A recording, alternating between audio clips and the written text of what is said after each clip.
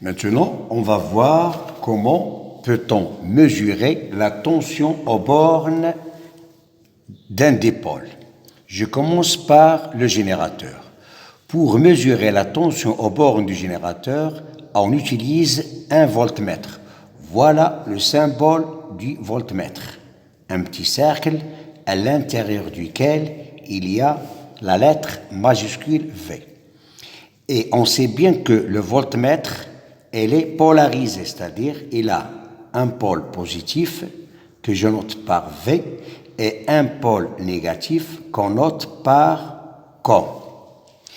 Donc, pour mesurer la tension aux bornes du générateur, on utilise un voltmètre de telle façon que le voltmètre doit être monté en dérivation avec le générateur, en respectant la polarité, c'est-à-dire V au plus avec plus du générateur, moins au COM avec le pôle négatif du générateur, de la façon suivante. Voilà, V, la lettre V, COM. Maintenant, on passe à la lampe. Pour mesurer la tension, on va utiliser un voltmètre. De la même façon, elle est montée en dérivation. Voilà, la lettre V. Cette partie, elle est reliée au pôle positif, donc on aura V, l'autre, c'est COM. Je le note par exemple par V1. Maintenant, un troisième voltmètre branché en dérivation avec le conducteur ohmique, que je note par V2. Cette partie, elle est reliée au pôle positif du générateur, donc c'est V, l'autre c'est COM.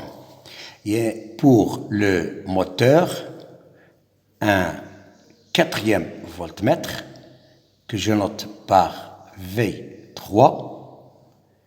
Cette partie, elle est reliée au pôle négatif du générateur, donc c'est COM, et l'autre c'est V.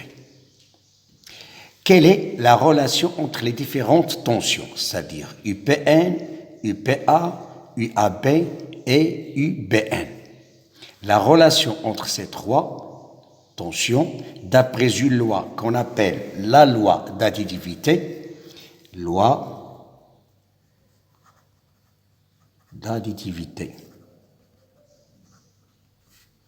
des tensions, c'est que la tension UPN est égale à la tension UPA plus la tension UAB plus la tension UBN. Cette loi, on l'appelle la loi d'additivité des tensions. C'est une loi qui relie les différentes tensions de ce circuit. On revient maintenant au voltmètre. Comment peut-on lire la tension à l'aide d'un voltmètre à aiguille? On va utiliser la même méthode qu'on a utilisée pour l'ampèremètre. La tension U est égale à C fois N sur N0. C, c'est le calibre choisi. N, le nombre de divisions indiqué par l'aiguille. Et N0, c'est le nombre global de divisions dans le cadran. Et U, c'est la tension. N et N0, ce sont des nombres. C, elle est en volts et la tension, elle est en volts. Puis, on parle de l'incertitude absolue.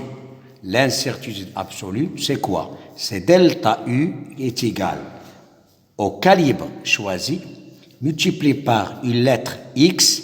X, c'est quoi? C'est la classe du voltmètre. Elle est indiquée par le constructeur et on peut la lire sur le voltmètre, le tout divisé par 100. Cette expression, on l'appelle l'incertitude absolue. C'est là, c'est la valeur de la tension. Puis, on passe à l'incertitude relative qui est delta U sur U est égal à la valeur qu'on a trouvée divisée par la valeur de la tension. Cette valeur, elle est donnée en pourcentage. C'est tout.